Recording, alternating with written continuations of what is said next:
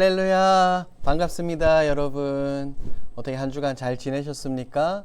지난주에 저희가 이제 구약 파노라마가 앞으로 어떻게 진행이 될 것인지에 대해서 말씀을 드리고 간단한 구약 개관을 여러분들에게 말씀을 드렸습니다. 어떻게 여러분 구약의 구조, 그 다음에 구약의 10가지 시대 다 외우고 계시죠, 여러분? 많은 분들이 저에게 숙제를 보내주셔서 감사합니다. 여러분들이 그냥 한번 듣고 그치는 것이 아니라 계속해서 복습하시고 들으시면서 여러분의 것으로 만드시면 좋겠습니다. 자, 오늘은 제가 말씀드린 것과 같이 오늘은 이제 구약의 10가지 시대 중에서 첫 번째 시대를 함께 나누게 될 겁니다. 그 시대가 무엇일까요, 여러분? 바로 이겁니다. 바로 첫 번째는 창세기입니다. 즉 창조 시대에 대해서 오늘 우리가 함께 배워보고 말씀을 나눠보도록 하겠습니다. 먼저 창세기 소개입니다. 여러분들이 가지고 계시는 강의안을 보시거나 화면을 보시면서 함께 저와 함께 읽겠습니다. 창세기는 성경 전체의 역사적 신학적 기초를 제공해 준다. 처음 11장은 하나님의 창조 사역, 인간의 타락, 홍수의 심판, 열국의 흩어짐과 같은 초기 사건들을 쭉 훑어가며 개관해 준다. 12장에 이르러 하나님께서 한 사람, 즉 아브라함을 따로 선택하심으로 급작스러운 전환이 이루어진다. 하나님께서는 이 사람을 통하여 열국을 구원하시고 복 주시기로 계획하신다. 창세기의 나머지 부분에서는 아브라함과 그의 후손들, 즉 이삭과 야곱과 요셉의 행적이 다루어지고 있다. 자, 창세기가 바로 이것입니다. 창세기는 세상에 대한 창조를 이야기하고 있고 그 다음에 죄, 그 다음에 4명의 족장 이야기를 다루고 있습니다. 오늘 그 부분들을 여러분들과 함께 나눠보도록 하겠습니다. 자, 두 번째 연대를 한번 살펴보죠. 이 연대는 두 가지로 나눌 수 있습니다. 첫 번째는 창세기 1장부터 11장까지입니다. 이것은 4가지 핵심 중요한 사건이 등장합니다. 여러분들이 꼭 기억하셔야 합니다. 이것은 창조부터 주전 약 2090년까지인데 이 시기는 연대는 여러분들이 기억하지 않으셔도 됩니다. 하지만 이 4가지 핵심 사건은 꼭 기억하셔야 됩니다. 여러분들이 가지고 계시는 강의 안에는 지금 이렇게 빈칸이 되어 있는데 앞에 화면을 보면서 채워 넣어 주시면 되겠습니다. 4가지 주요 사건입니다. 창조, 타락, 홍수, 심판. 화면을 잠시 정지하시고 여러분들이 적어 보셔요. 창조, 타락, 홍수, 심판입니다. 창세기는 이 흐름으로 진행이 되어지게 됩니다. 자, 두 번째는 바로 이거예요. 창세기 12장부터 50장까지는 4명의 족장들에 대한 이야기입니다. 주전 약 2090년도부터 1804년까지라고 이야기를 합니다. 그래서 이 4가지 핵심 족장도 여러분들이 꼭 외우셔야 됩니다. 4명의 중요한 족장이에요. 아브라함, 이삭, 야곱, 요셉의 이야기입니다. 우리는 잘 알죠. 딱 이름만 들으면 아브라함이 어떤 일을 했고 이삭이 어떤 일을 했고 야곱과 요셉가 어떤 일을 했는지에 대해서 우리가 쉽게 떠올릴 수 있습니다. 이런 내용들도 우리가 함께 살펴보도록 하겠습니다. 3번 기록 장소와 대상입니다. 보십시오. 저자는 모세입니다. 모세가 이 모세 오경을 기록했다라고 나오죠. 대상은 이스라엘 백성들입니다. 그러니까 광야에 있는 이스라엘 백성들을 대상으로 모세가 하나님으로부터 계시를 받아 백성들에게 전한 말씀이죠. 3번 핵심 단어입니다. 핵심 단어는 4가지예요. 창조, 죄, 인간, 언약입니다. 창조, 죄, 인간, 언약이에요. 이 4가지도 여러분들이 기억하시면 좋겠는데 이것은 이 창세기의 4가지 핵심 키워드와 거의 비슷합니다. 나중에 한번 살펴볼게요. 자, 내용 분해를 들어가 보도록 하겠습니다. 창세기 1장부터 50장까지는 크게 다루면 이렇게 8부분으로 나눌 수 있어요. 자, 순서를 한번 보십시오. 1, 2, 3, 4, 5, 6, 7, 8 나와 있죠. 창조, 타락, 홍수, 민족들의 탄생, 즉 바벨탑 사건 이후에 흩어지는 내용이에요. 이후에 5번을 보시면 아브라함과 이삭과 야곱과 요셉의 이야기를 거쳐서 창세기 50장이 끝이 나게 됩니다. 자, 창조시대의 핵심 주제는 네 가지입니다. 이것은 앞선 연대에서 잠시 다뤘어요. 여러분 한번 기억해 보실까요? 네 가지 핵심 키워드를 꼭 기억해야 된다라고 말씀드렸죠. 첫 번째가 무엇이었을까요? 창조, 타락, 홍수 심판, 바벨탑입니다. 자, 한번 보겠습니다.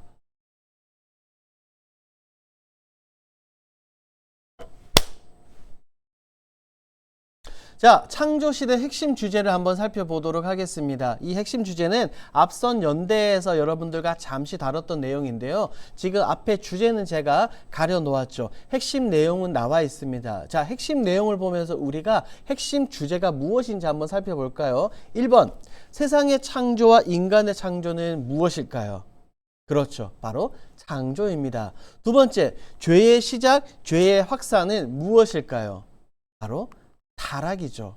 세 번째, 죄의 위험성, 죄에 대한 심판은 바로 홍수 심판, 홍수 사건을 이야기를 합니다. 네 번째, 하나님에 대한 반역 그리고 흩어짐, 이것은 바벨탑 사건입니다. 창조, 타락, 홍수 심판, 바벨탑, 여러분들이 가지고 계시는 강의한 빈칸에 적어 놓으십시오. 이 핵심 주제를 오늘 함께 나누게 될 것입니다. 그래서 창조의 정의를 한번 살펴보겠습니다.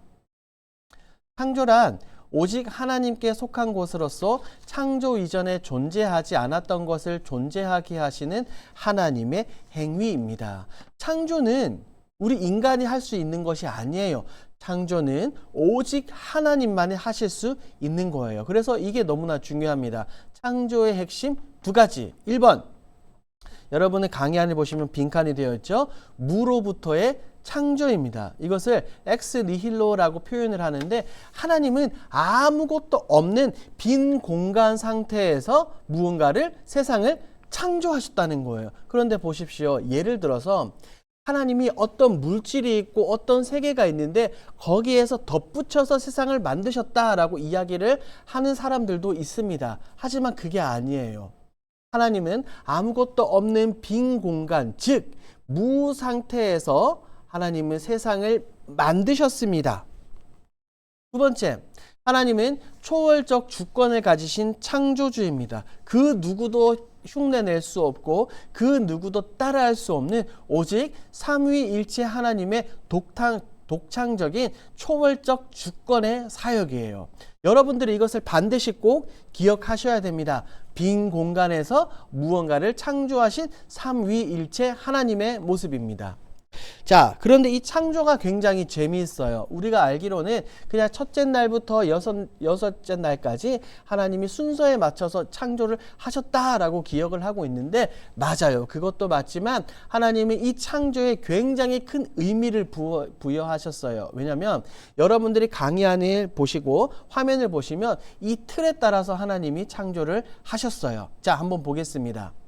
자, 하나님은 먼저 큰 그릇을 만드시고 그 다음에는 그 큰 그릇에 들어갈 작은 내용들을 만드셨어요. 어떤 거냐면 한번 볼게요. 첫째 날 하나님이 무엇을 만드셨죠? 첫째 날 대답해 보셔요, 여러분. 첫째 날 무엇을 만드셨어요? 첫째 날 빛을 만드셨죠. 두 번째 날에는 무엇을 만드셨어요? 물과 하늘을 만드셨습니다. 셋째 날에는 마른 땅을 만드셨어요. 자, 그러면 넷째 날에는 여러분 무엇을 만드셨을까요? 여러분들 알고 계셔요. 넷째 날에는 바로 빛을 소유한 광명책, 해와 달과 별들을 하나님께서 만드셨어요. 그런데 이 표를 보시면 첫째 날에 하나님을 빛을 만드셨고 넷째 날에는 광명체를 만드셨어요. 그런데 첫째 날 하나님께서 만드신 이 빛은 우리가 알고 있는 해, 달, 별 스스로 빛을 내는 이 광명체와는 전혀 다른 빛이에요. 이 빛이 어떤 빛인지에 대해서는 명확하게 성경이 말하고 있지는 않습니다. 단지 알 수 있는 것은 무엇이냐면 바로 이 삼위일체 하나님께서 보여주신 그 은혜 가운데 나타나는 영광의 빛이다 라고 말하는 성경학자들도 있습니다. 중요한 것은 해, 달, 별은 이 광명체는 넷째 날에 창조가 되었습니다.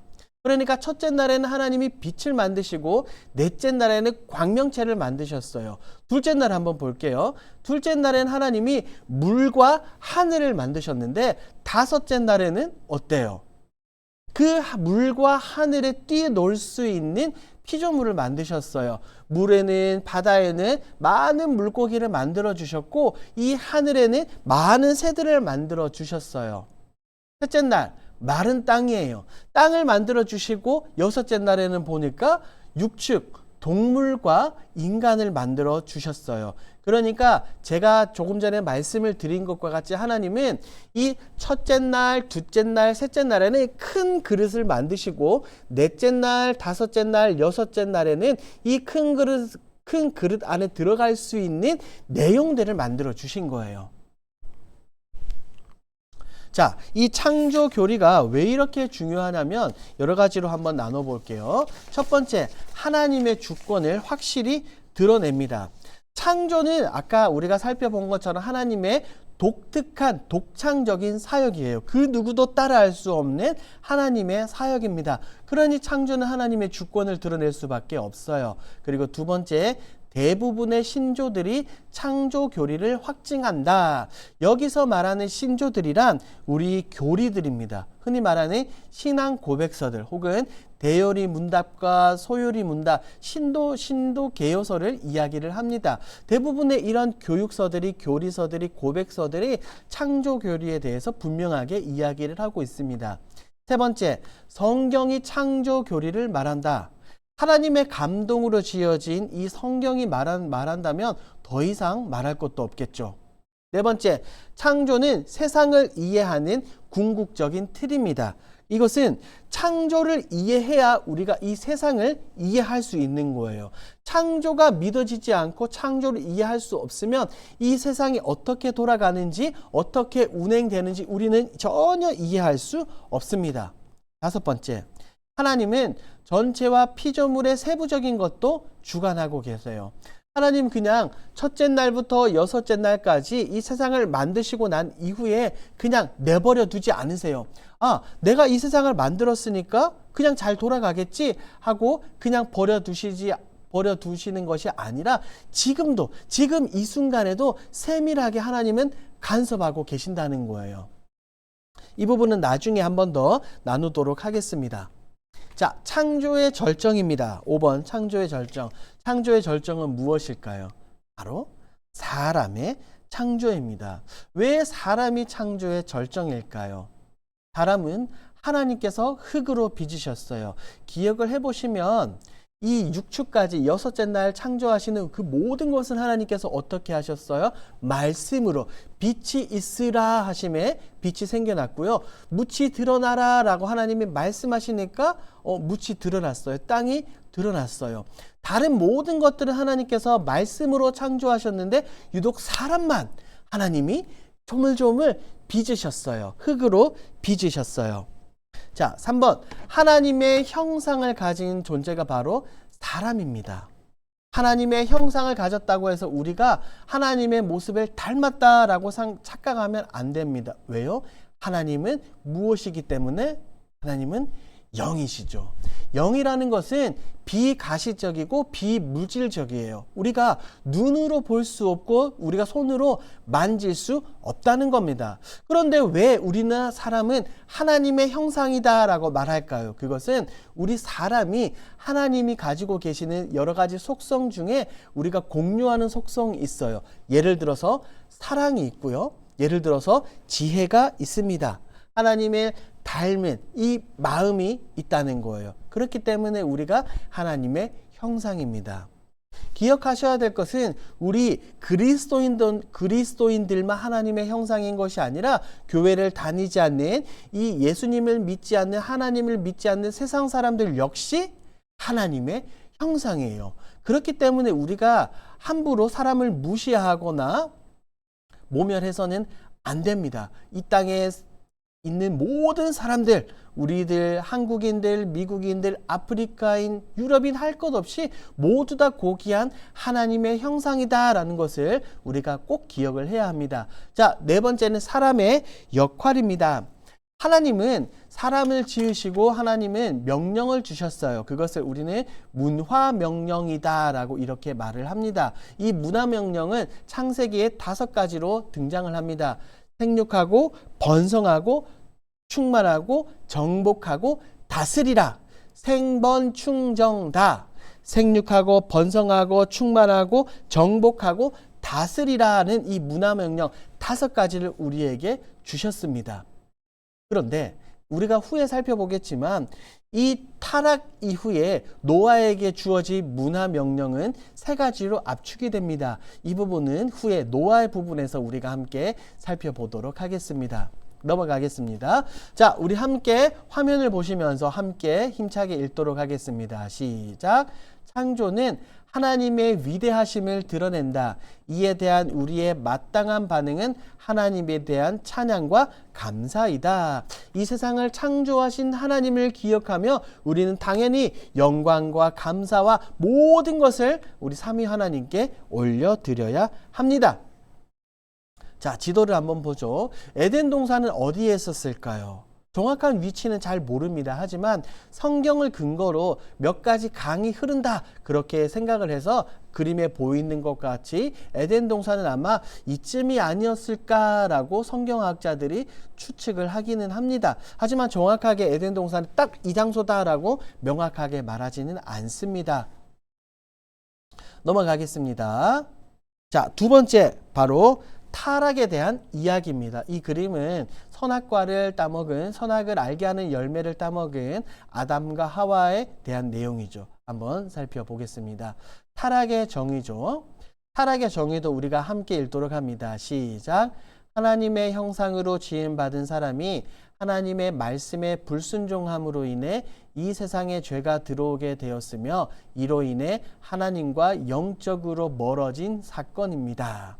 선악을 알게 하는 나무의 열매를 먹음으로 인해서 하나님과의 관계가 깨졌어요. 하나님과의 사이가 멀어지게 되었습니다. 타락의 과정을 한번 살펴보겠습니다. 1번, 뱀의 형상으로 나타난 사탄. 여러분 착각하시면 안 되는 게 뱀이 곧 사탄은 아니에요. 사탄이 뱀의 형상으로 뱀의 모습을 입고 에덴 동산에서 아담과 하와를 유혹한 것이지 뱀은 사탄이 아닙니다. 하지만 성경이 말하고 있죠. 뱀은 가장 간교한 짐승입니다.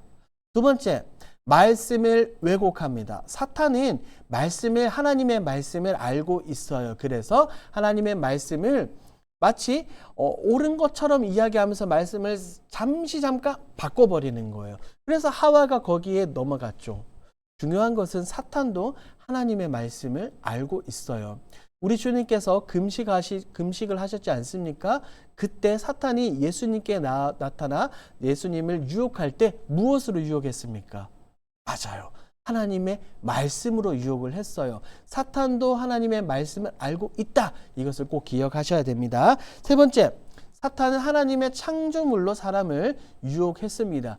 사탄은 지금도 이 세상의 많은 것들, 하나님께서 만드신 많은 것들로 우리를 유혹하고 있습니다. 4번째, 하와는 아담에게 전달을 했죠. 그 자리에서 바로 하나님, 제가 죄송합니다, 잘못했습니다 라고 회개한 것이 아니라 핑계를 했어요. 죄를 전가했습니다.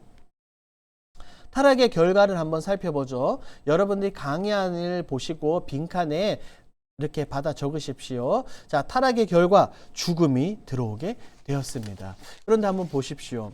하나님은 분명하게 말씀하셨어요. 이것을 먹는 날에는 내가 정령 죽을 것이다 라고 말씀하셨는데 하와와 아담이 그 선악을 알게 하는 나무의 열매를 먹고 나서 죽었어요? 안 죽었어요? 안 죽었어요. 왜 그럴까요? 그것은 아담과 하와는 이 선악을 알게 하는 나무의 열매를 먹고 난 이후에는 죽었습니다. 영적으로 죽어버렸어요.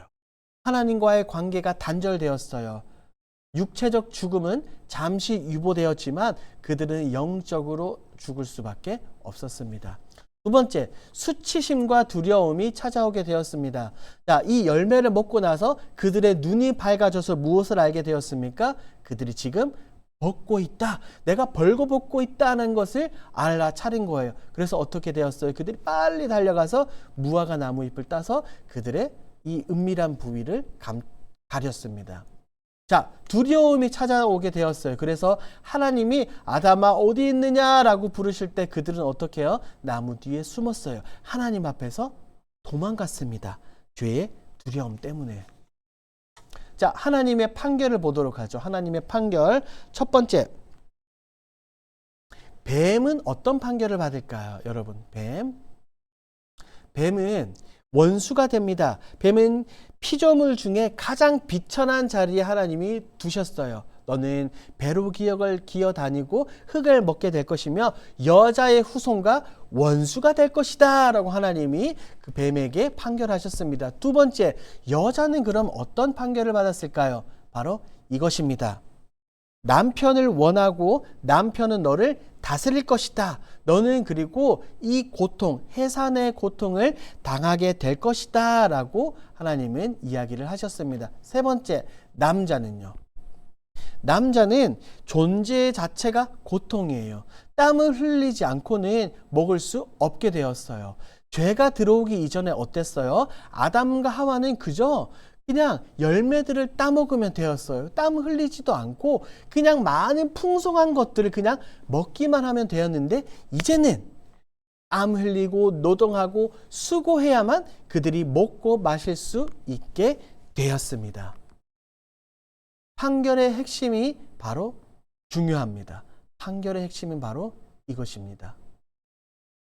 뭐예요? 죽음. 그들이 선악을 알게 하는 나무의 열매를 먹기 전까지에는 무엇이 없었어요? 죽음이 없었어요. 원래 죽음을 모르던 그런 존재들이었습니다. 하지만 이 열매를 먹고 난 이후에 그들에게 죽음이 찾아오게 되었죠. 이 죽음은 그들뿐 아니라 이어진 후손들에게까지, 지금 우리에게까지 찾아오게 되었습니다.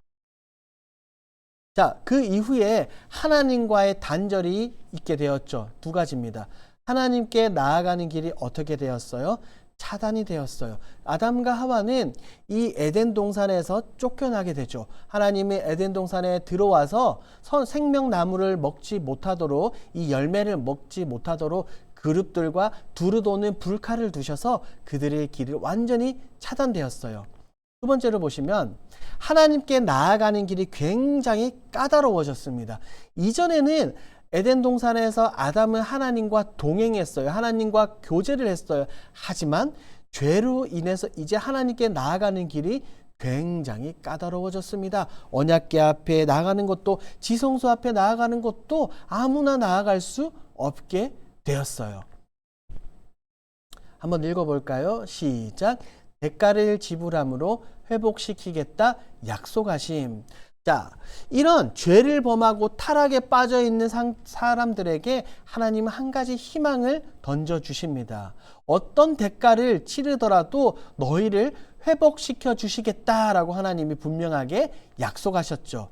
자, 그것을 한번 보겠습니다. 하나님의 회복 약속. 1번, 이것이 바로 원시복음입니다. 여러분들이 강의 하나 한번 적어보셔요. 창세기 3장 15절 말씀, 원시복음이에요. 이게 아까 말씀드린 것과 같이 하나님이 약속하신 거예요. 두 번째, 가죽옷을 입혀 주셨습니다.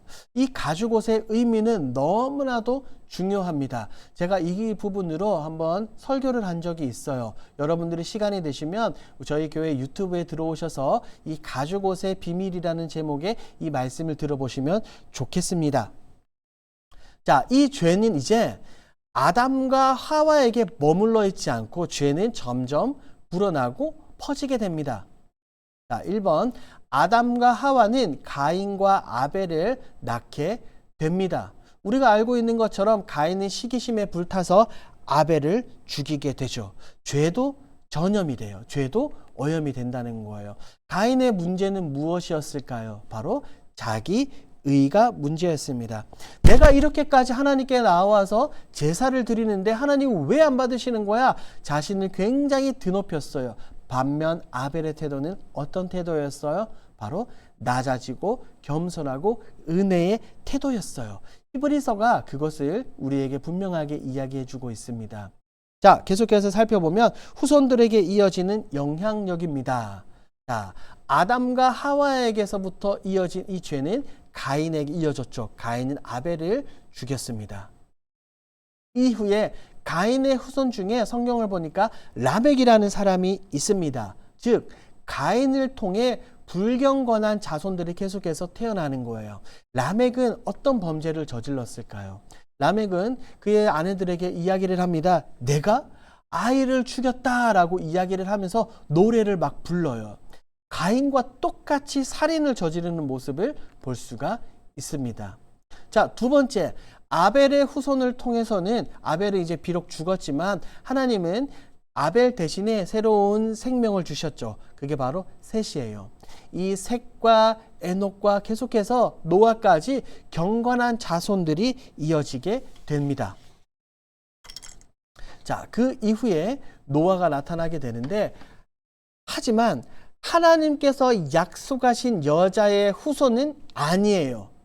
창세기 3장 15절에서 분명하게 여자의 후손을 분명하게 언약을 하시는데, 노아가 의인이고 하나님과 동행했지만 여자의 후손, 약속하신 후손은 아니라는 것을 우리는 분명하게 기억할 필요가 있습니다. 자, 다음 장 넘어가도록 하겠습니다.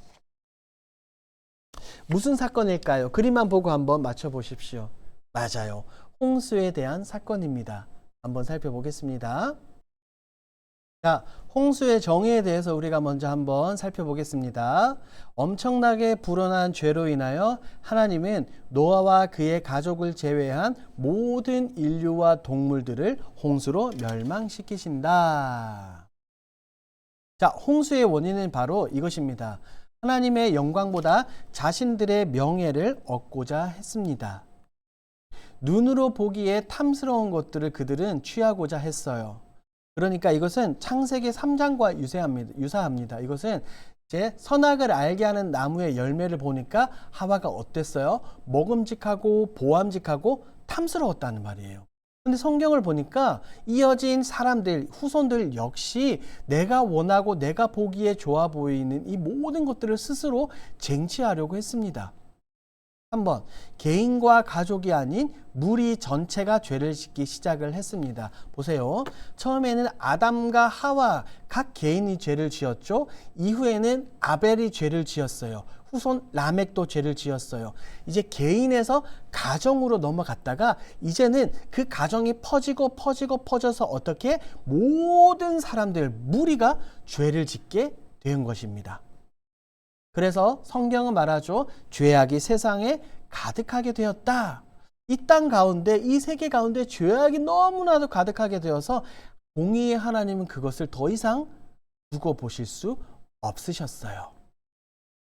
자, 홍수 사건과 그대 근동설화를 잠시 비교해 볼게요. 뭐냐면 이 홍수를 우리 기독교인들만 이야기하는 것이 아니라 고대 근동 지방의 설화들이죠. 그냥 쉽게 이야기하면 옛날 이야기들도 홍수를 이야기를 하고 있는데 우리와 달라요.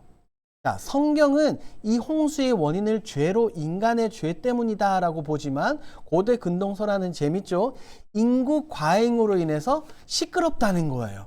그래서 신들이 홍수를 내린다는 거예요. 자, 신에 대한 이해는 홍수를 주관하시는 분은 누구예요? 하나님이에요. 그런데 이 고대 근동설화에는 신들이 막 회의를 했다가 소음이 너무나 시끄러워서 홍수를 내린 거예요. 그런데 홍수를 일으킨 후에 너무나 당황하는 거예요. 왜? 너무나도 많은 사람들이 죽어버렸다는 거예요. 재밌죠? 자, 세 번째, 살아남은 인간에 대한 이해는 어떻게 돼요? 노아와 그의 가족들과 동물들은 하나님의 은혜로 구원을 얻게 됐죠. 방주 안에 들어간 이 8명의 사람들이 살아남게 되는 겁니다. 이것은 하나님의 은혜라고 밖에는 설명할 수가 없어요. 그런데 고대 근동설화는 뭐예요? 우트나 퓨시팀의 지혜와 기술로 가능하대요. 이게 뭐냐면 고대의 현명한 왕이에요. 이 현명한 왕이 신들과 대화와 이런 타협을 통해서 인간들이 다시 생육하고 번성할 수 있다라고 이야기를 합니다. 굉장히 웃기죠? 웃기는 내용이라서 여러분들에게 한번 가져왔지만 이런 고대 근동설화는 다 거짓이다. 진짜는 성경밖에 없다라는 것을 여러분들이 기억을 하십시오. 자, 홍수에 대한 이해 중에 또 중요한 게 바로 이겁니다. 홍수는 진짜예요. 홍수는 진짜 있었던 사건입니다. 여러분들이 가지고 계시는 강의안을 보시면 제가 그렇게 해놨죠. 어떤 사람들은 홍수가 메소포타미아 지역에만 국한된 것이라고 주장을 합니다. 하지만 성경은 말하고 있죠. 천하의 높은 산이 모두 다 잠겨버렸습니다. 이는 곧 전 세계에 대홍수가 임했다는 것을 알 수가 있어요. 고대 근동 지방에만 홍수가 임했던 것이 아니라 우리 한국에도 저기 유럽에도 미국에도 아프리카에도 전 세계 모든 곳곳에서 홍수가 일어나서 모든 사람들이 다 죽었습니다. 자, 보겠습니다. 방주 안 그리고 방주 밖은 어떨까요? 방주 안에 있었던 노아와 그의 가족들, 동물들은 편안했을까요? 그렇지 않아요. 왜요? 자유가 없죠. 고통이 가득합니다. 방주 안에서 온갖 동물들이 쏟아내는 소음과 배설물들, 그리고 그 동물들을 어떻게 해요? 먹여야 되겠죠. 이 노아와 그의 가족들도 방주 안에서 굉장히 열심히 일을 했다는 거예요. 그러니까 고통이 가득했어요. 소음과 냄새와, 그리고 얼마나 두려웠을까요? 자신들 외에는, 밖을 보면 자신들 외에는 살아남은 존재가 아무것도 없어요. 두려움에 가득했어요. 방주 밖은 어떨까요? 모든 것이 다 죽어버렸죠. 방주 밖과 방주 안 모두가 고통이었어요. 하지만 단 하나, 방주 안에 들어온 생명체들만이 목숨을 건졌습니다. 자, 성경학자들은 홍수와 세례를 이렇게 비교를 합니다. 여러분 강의 하나 한번 보셔요. 1번, 하나님은 홍수를 통해서 인간의 죄악이라는 오물을 깨끗하게 하셨어요. 아까 말씀드린 것과 같이 이 세계 온 땅 가운데 죄악이 넘쳐났죠. 그래서 하나님은 이 홍수 심판을 통해 이것을 깨끗하게 하려고 하셨습니다. 두 번째, 홍수와 세례의 평행 관계가 있어요. 초기 기독교의 많은 우리 교부들이라고 이야기하죠. 이 많은 학자들은 홍수와 세례가 평행 관계에 놓여 있다라고 이야기를 합니다. 홍수의 의미와 세례의 의미가 비슷하다라는 거예요. 자, 세 번째는 그리스도의 피입니다. 홍수로 이 죄악들을 말끔히 씻어내는 것처럼 우리 그리스도인들은 어때요? 세례를 통해 이 예수 그리스도의 피가 우리 인간의 죄를 씻어낸다는 것을 의미하고 상징을 합니다. 그런데 여기서 꼭 기억하셔야 될 게 바로 이거예요. 세례 받았다고 해서 이 세례가 구원의 표징은 아니라는 거예요. 내가 신앙생활하고 교회를 다녀요. 내가 목사님으로부터 세례를 받았다. 그러므로 내가 구원을 얻게 되었다라는 그 착각에 빠지시면 안 된다는 거예요. 세례는 구원의 표징이 아닙니다. 절대로 오해하시면 안 돼요, 여러분. 내가 세례를 받았다고 해서 내 구원이 확증되었다라고 착각하시면 안 됩니다. 자, 이어서 보겠습니다. 이어서 언약의 갱신입니다. 자, 이제 반전이에요. 방주 안에서 이제 물 위를 떠다니던 방주와 노아에게 한 가지 희망이 보이기 시작을 합니다. 그것이 바로 하나님이 노아를 기억하사. 창세기 8장 1절 말씀을 보니까 하나님이 노아를 기억하셨어요. 그래서 노아를 어떻게 하셨을까요? 노아를 다시 밖으로 보내주시죠. 자, 2번 언약의 갱신입니다.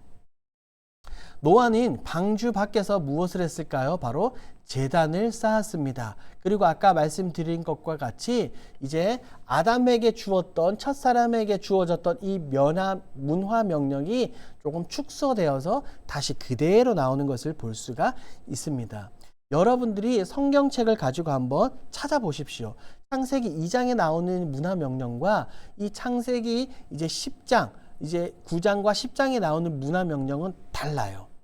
자, 그리고 이전에는 사람들은 고기를 먹을 수가 없었어요. 모르셨죠?